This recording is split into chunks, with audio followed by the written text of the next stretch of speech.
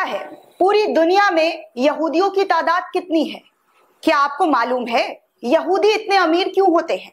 उनके पास इतना सारा पैसा, इतना बड़ा एम्पायर कहां से आता है और वो करते क्या है? तो सबसे पहले आप ये जान लीजिए कि दुनिया में सबसे कम यहूदियों की तादाद है। दुनिया भर में करीब 1.75 करोड़ यहूदी हैं। जी हाँ, सिर्फ 1.75 करोड़ यहूदी हैं पूरी दुनिया में।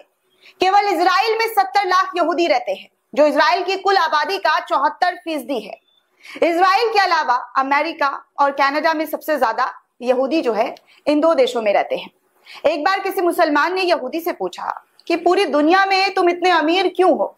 वैसे तो पूरी दुनिया में तुम्हारी तादाद सबसे कम बताई जाती है, फिर भी तुम लोग सबसे आगे कैसे?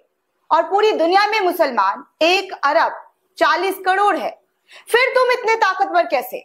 तुम्हारी कौम कभी भीख मांगते हुए नहीं दिखाई दी, किसी के आगे हाथ फैलाते हुए नजर नहीं आई।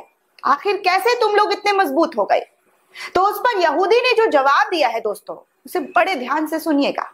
जी हाँ, बड़े ध्यान से सुनिएगा ताकि आप लोग भी कुछ समझ और सीख ले सके। आखिर वो इतने आगे कैसे हुए? तो सबसे पहले दोस्तों उस यहूदी ने जवाब दिया कि हमारे 3 उसूल है। जी हाँ, 3 उसूल है और हम उस उसूल पर ही अपनी पूरी जिंदगी गुजारते हैं। सबसे पहले दोस्तों यानी नंबर 1 उसूल जो है वो कहते हैं कि हम अपनी जिंदगी अच्छी शिक्षा लेने में गुजार देते हैं, अच्छी इल्म लेने में गुजार देते हैं, बेहतर से बेहतर तालीम लेते हैं।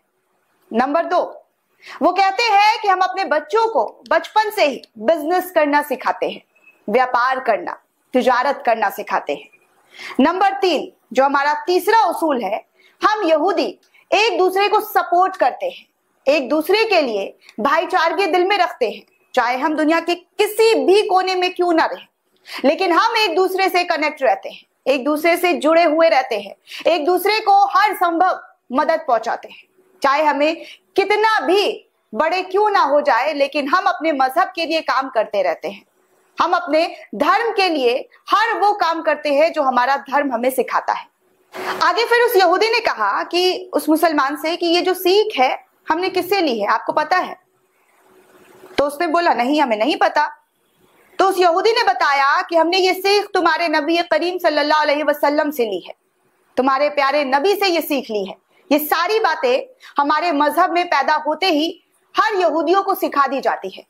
ये बात सिर्फ इसलिए बता रही हूं, मेरा मकसद सिर्फ इतना है कि आप जाने कि कैसे दूसरे लोग हुजूर पाक के दिखाए हुए रास्ते पर चलकर कितनी तालीम हासिल करते हैं और दुनिया में सबसे ताकतवर बने हुए हैं, कामयाबी हासिल कर रहे हैं।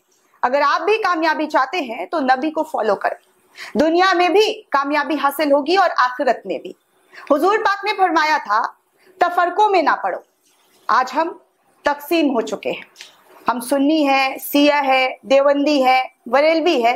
इस तकसीम ने हमें तोड़ दिया है, हमें कौम नहीं बनने दिया, हमें उम्मत नहीं बनने दिया। वजह क्या है?